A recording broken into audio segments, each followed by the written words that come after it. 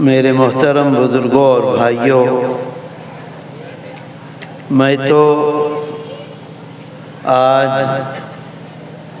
آپ کے مدرسے مدینۃ العلوم میں پہلی دفعہ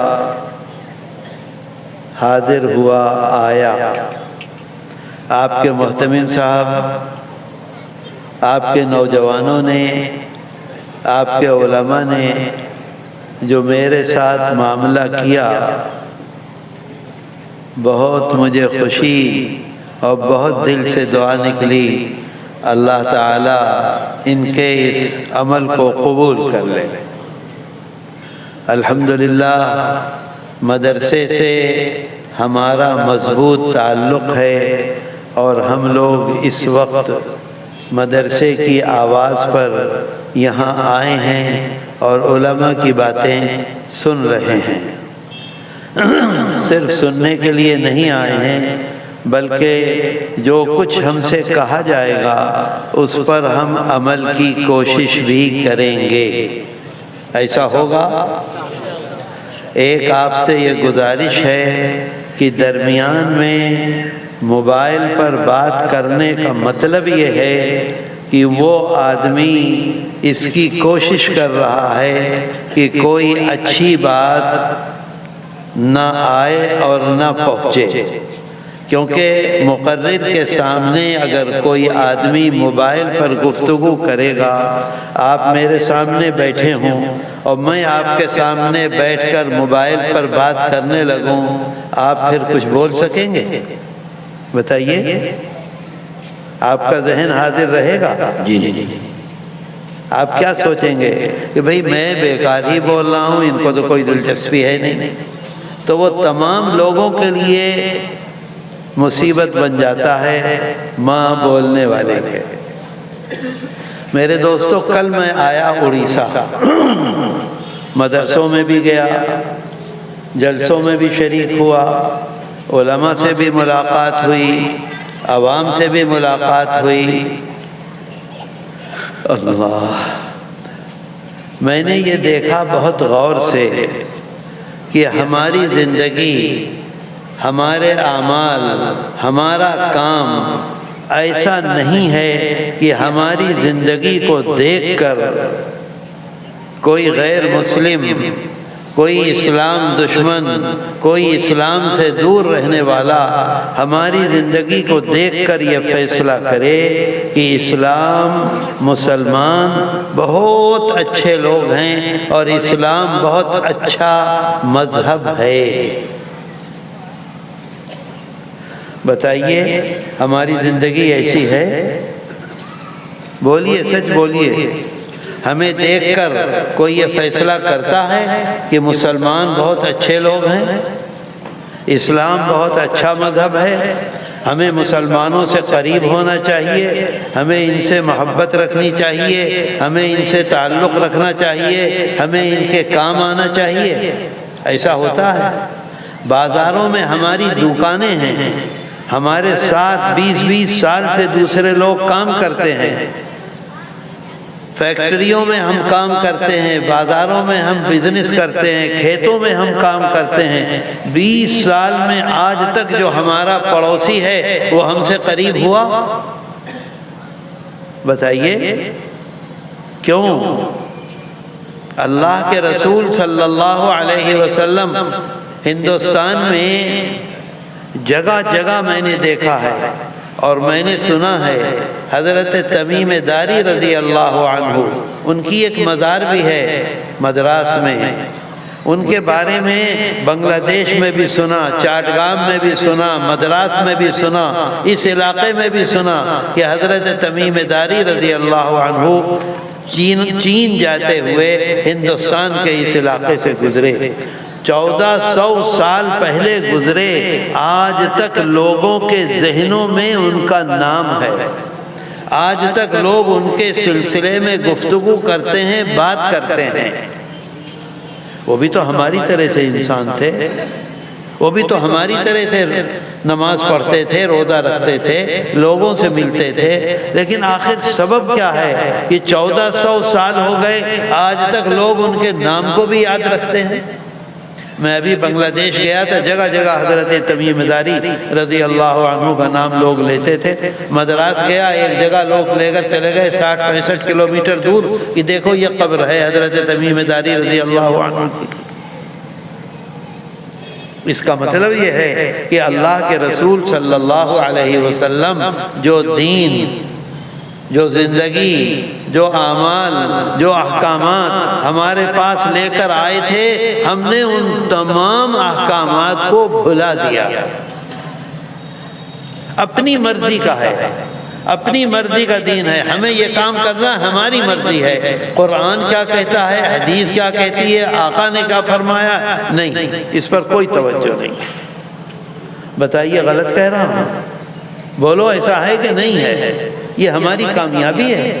ایک آدمی کہتا ہے کہ مسلمان صبح کو فجر کی نماز مسجد میں پڑھتا ہے اور اس کے بعد نکل جاتا ہے، اور نکلنے کے بعد ہر غلط کام کرتا ہے۔ میں تو یہ سمجھتا ہوں بالکل صحیح کہتا ہے۔ دیکھ لیجئے اللہ کے رسول صلی اللہ علیہ وسلم جب مکہ مکرمہ میں تشریف لائے اور مسلمانوں کے لیے مسائل پیدا ہوئے تو سب سے پہلی ہجرت مسلمانوں نے مکہ مکرمہ سے حبشہ کی طرف کی۔ حبشہ افریقہ، ایک ملک ہے افریقہ میں، وہاں گئے، اور وہاں جا کر مرد بھی تھے، عورتیں بھی تھیں، بچے بھی تھے، اطمینان اور سکون سے رہنے لگے۔ کفار مکہ کو یہ بات پسند نہیں تھی، جو دشمن تھے ان کو یہ بات اچھی نہیں لگی۔ وہ لوگ گئے حبشہ، بہت بڑے بڑے ہدایہ لے کر گئے، وزراء کے لیے، افسران کے لیے، بادشاہ کے لیے، بادشاہ کے خاندان کے لیے، سب کو بہت ہدیے دیے، بڑی بڑی چیزیں دیں۔ صرف ایک مطالبہ تھا کہ ہمارے ہاں کے کچھ سرفرے تمہارے پاس آ گئے ہیں، تم ان سب کو ہمارے حوالے کر دو۔ بادشاہ کے سامنے یہ بات آئی، بادشاہ نے کہا کہ میں ایسے نہیں حوالے کروں گا، تم بھی موجود رہو، ان کو بھی بلاؤں گا، ان سے پوچھوں گا کہ حقیقت کیا ہے، وہ جب بتلائیں گے مجھ کو، اگر میری سمجھ میں آئے گا میں تمہارے حوالے کروں گا، نہیں سمجھ میں آئے گا نہیں کروں گا۔ مسلمانوں کو اطلاع دی گئی کہ صبح کو بادشاہ کے سامنے آنا ہے، اور بادشاہ کے سامنے آ کر ساری تفصیلات پیش کرنی ہے۔ بادشاہ پوچھے گا کفار مکہ آئے ہوئے ہیں۔ مسلمانوں نے طے کیا ہمارے آقا اور سردار حضرت محمد صلی اللہ علیہ وسلم کے چچا زاد بھائی حضرت جعفر ابن ابی طالب رضی اللہ عنہ کو، گھر کے انسان کو طے کیا کہ آپ جائیں گے ہماری طرف سے، اور بادشاہ کے سامنے جو صورتحال ہے اس کو رکھیں گے کہ کیا وجہ تھی، کیوں ہم وہاں سے آئے، کیوں آپ کے ملک میں پناہ لیے ہوئے ہیں، اور یہ جو کہہ رہے ہیں وہ صحیح ہے کہ غلط ہے۔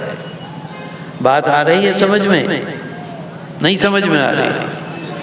میرے دوستو، تفصیل کا موقع نہیں ہے، مجھ کو بھی جانا ہے، اور مجھ کو اس کا افسوس ہے کہ مجھ سے پہلے جتنے بھی علماء بیٹھے انہوں نے میرا ہی نام لے کر کہا کہ اس کی وجہ سے ہمیں ٹائم نہیں دیا گیا۔ میرے لیے مجبوری ہے کہ میں بہت دیر جاگ نہیں سکتا، جاگتے جاگتے جاگتے جاگتے طبیعت بہت گڑبڑ ہو گئی ہے۔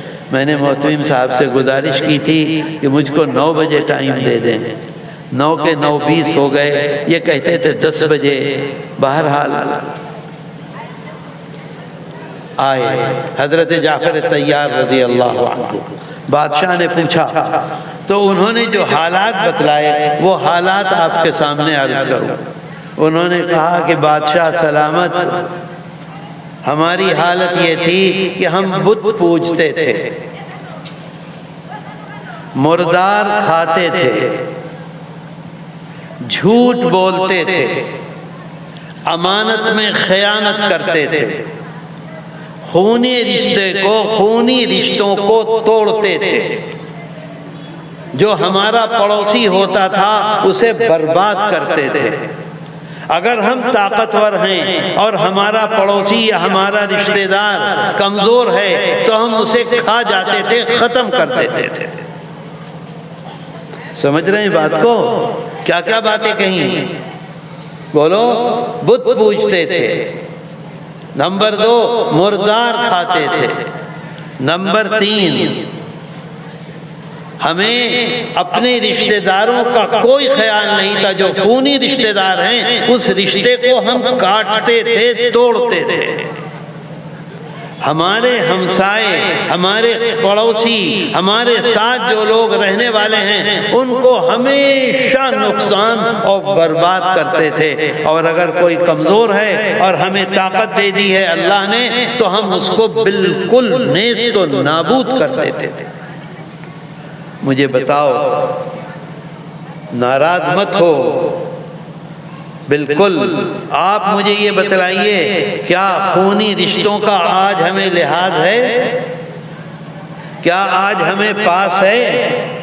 کیا جو خونی رشتے کے لوگ ہیں ان کے لیے ہم جس طرح سے اپنے بیٹے کے لیے، اپنی بیوی کے لیے، اپنی بیٹی کے لیے کھڑے ہیں، اسی طرح سے ان کے لیے ہم کھڑے ہوتے ہیں آج؟ جو ہمارا پڑوسی ہے، جو ہمارے بغل میں رہنے والا ہے، دکان کا پڑوسی ہے، کھیت کا پڑوسی ہے، مکان کا پڑوسی ہے، سی این جی میں ہم جا رہے ہیں اس کا پڑوسی ہے، بس میں چل رہے ہیں اس کا پڑوسی ہے، ریل میں چل رہے ہیں اس کا پڑوسی ہے، کیا ہم یہ محسوس کرتے ہیں کہ ہمارے لیے جہاں تک ممکن ہو سکے ہم اس کے کام آئیں؟ بتاؤ بھائی، میں تو آپ سے پوچھ رہا ہوں۔ اگر کوئی طاقتور ہے تو کمزور کو وہ آگے بڑھاتا ہے یا کمزور کو اور دباتا ہے؟ میرے دوستو، حضرت جعفر طیار رضی اللہ عنہ فرماتے ہیں کہ ہماری یہ حالت تھی، اللہ نے ہم میں ایک نبی کو بھیجا، باہر سے نہیں آیا نبی، امپورٹ نہیں ہوا امریکہ سے، امپورٹ نہیں ہوا انگلینڈ سے یا دلی سے، ہم میں ایک نبی کو اللہ نے بھیجا، پیدا کیا۔ اس نبی کی 3 خصوصیات کا ذکر کرتے ہیں، وہ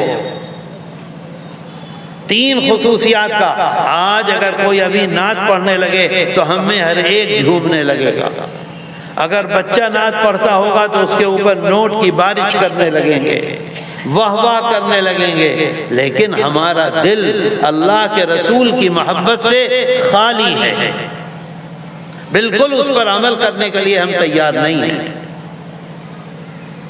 میرے دوستو، فرماتے ہیں حضرت جعفر طیار رضی اللہ عنہ، جس نبی کو ہمارے درمیان میں بھیجا اس کی وفاداری۔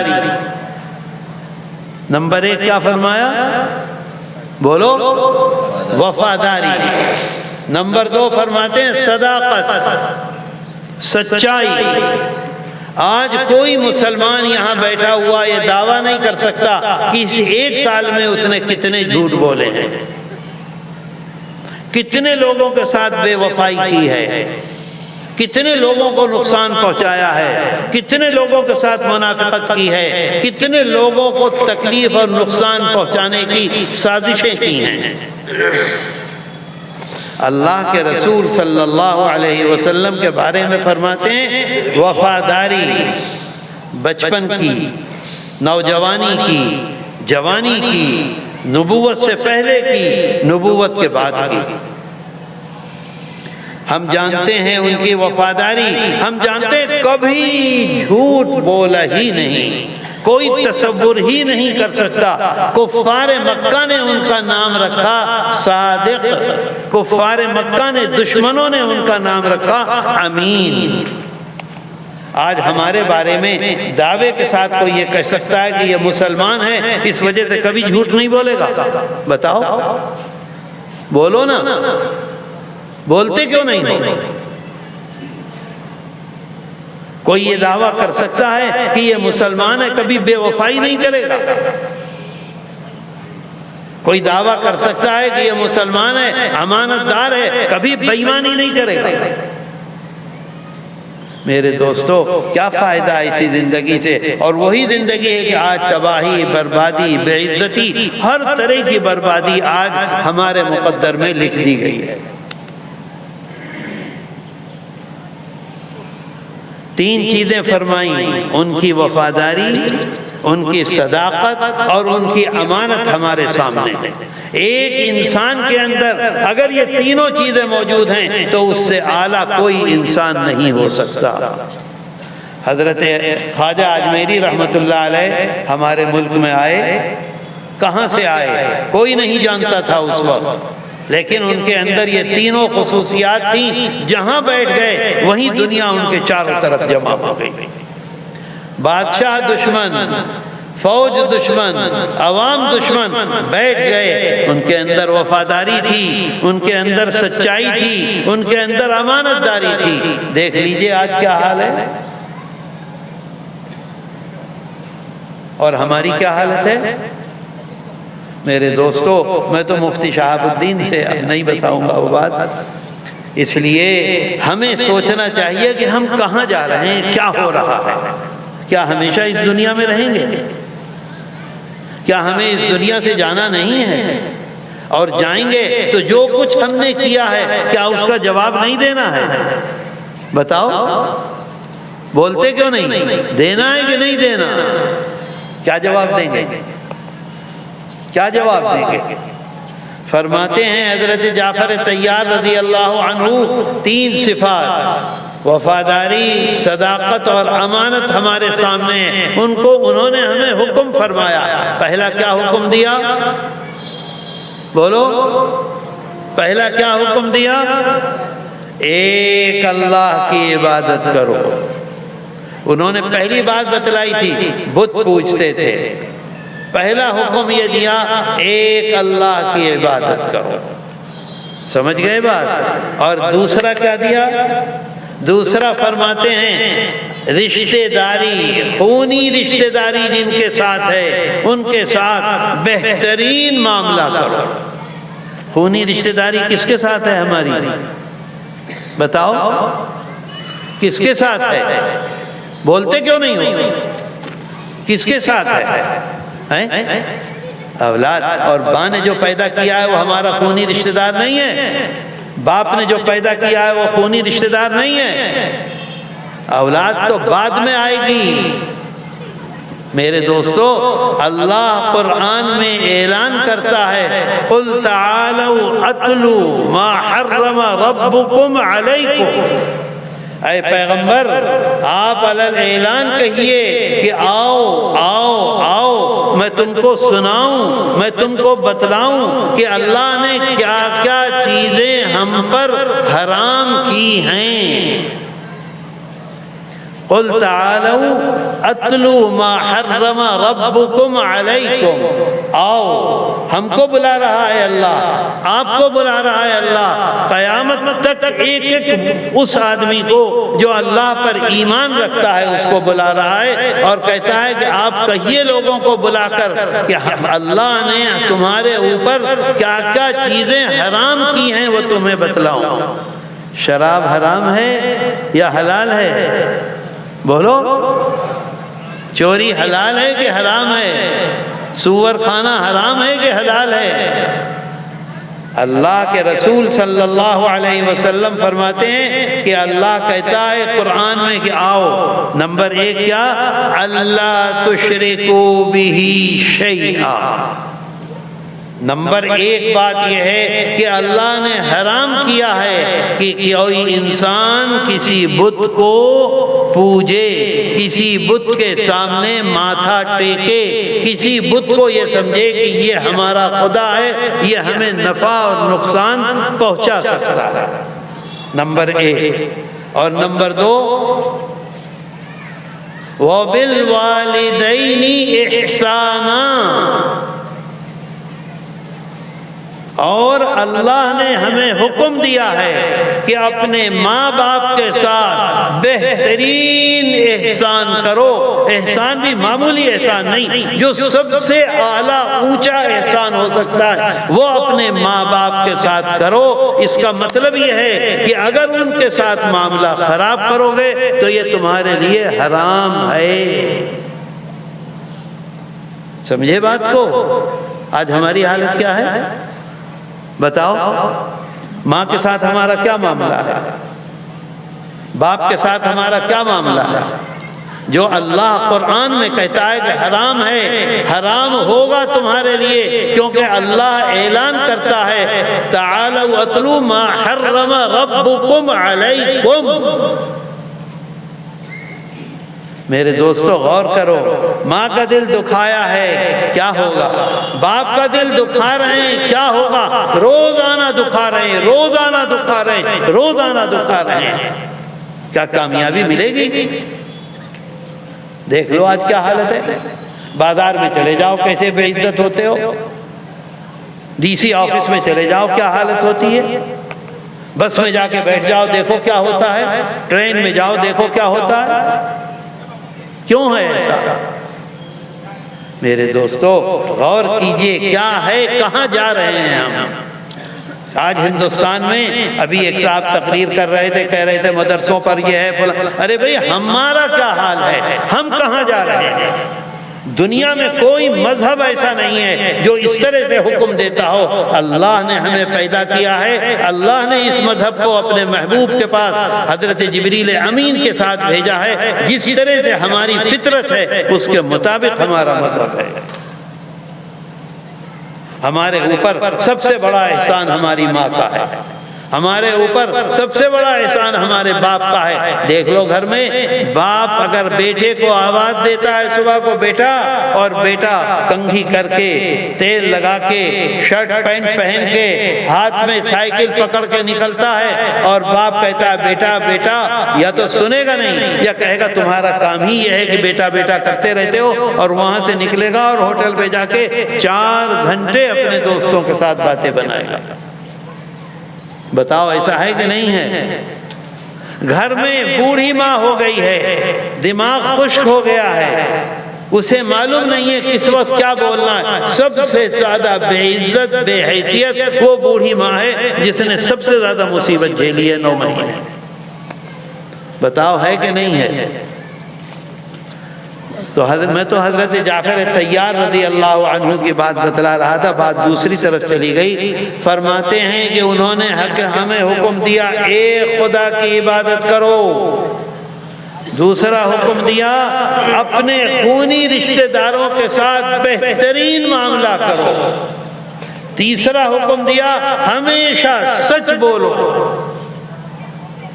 چوتھا حکم دیا اپنے پڑوسیوں کے ساتھ ایسا معاملہ کرو کہ دنیا میں کوئی مثال نہ پیش کر سکے، اس سے بہتر کوئی معاملہ نہ کر سکے۔ کس کے ساتھ؟ پڑوسیوں کے ساتھ۔ ہمارا کیا حال ہے بتاؤ؟ ہے یہ معاملہ؟ بولتے کیوں نہیں ہو؟ ہے یہ معاملہ؟ نہیں ہے۔ اور پھر فرماتے ہیں کہ ہمیں حکم دیا نماز پڑھنے کا، اور ہمیں حکم دیا روزہ رکھنے کا۔ دیکھ رہے ہیں آپ نماز اور روزہ کہاں پہنچا؟ اے لڑکے کب بدماش کریں گا، اٹھ یہاں سے، چل یہاں سے، کھڑا ہو فوراً۔ جب اس میں گلے میں ڈال لیا رضاکار اور ٹیلی فون پہ کان میں لگا لیا الو۔ میرے دوستو سب سے پہلی بات ایک اللہ کی عبادت، نمبر 2 خونی رشتوں کے ساتھ معاملات جوڑنا۔ من وصلک وصلتہ ومن قطع قطعتہ۔ بخاری شریف میں اللہ کے رسول صلی اللہ علیہ وسلم فرماتے ہیں جو خونی رشتوں کو جوڑے گا اللہ کہتا ہے میں اس کو جوڑوں گا، اور جو خونی رشتوں کو توڑے گا اللہ کہتا ہے میں اسے کاٹوں گا، اسے ذلیل کروں گا، اسے برباد کروں گا۔